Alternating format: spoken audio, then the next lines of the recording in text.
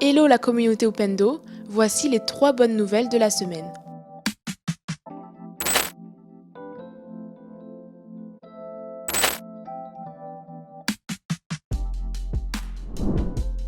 Cette semaine, l'administration Biden s'est dit favorable à une levée des brevets sur les vaccins contre le Covid. Une position saluée par les personnes qui réclamaient depuis des mois la levée des brevets.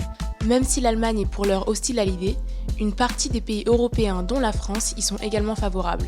Pour les défenseurs de la levée des brevets, la mesure est bénéfique car elle permettra de produire les vaccins pour faciliter ainsi leur accès à tous, notamment aux pays les moins riches.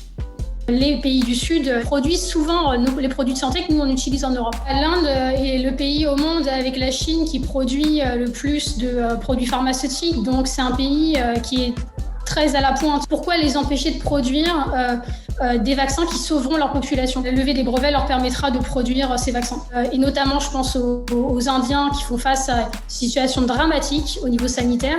On a encore une marge pour augmenter la production de vaccins et on en a besoin pour répondre à la demande mondiale, ça c'est une certitude. 1, 2, 3, 4, 5, 6, 7, 8 et 9. Ça s'appelle des nonuplés, et oui, ça existe bel et bien. Cette femme malienne a accouché de 9 enfants. L'accouchement a eu lieu au Maroc, où elle a été évacuée pour un meilleur suivi de sa grossesse. La femme originaire de la ville malienne de Tombouctou a donné naissance à 5 filles et 4 garçons. Les nouveau-nés vont devoir rester dans un service de réanimation pendant 2 à 3 mois avant de regagner le Mali avec leur maman. Les contractions. Après le début des contractions, nous avons décidé de la faire accoucher par césarienne. Et c'est là où nous avons été surpris par les 9 jumeaux. Leur état est stable et nous les gardons en couveuse.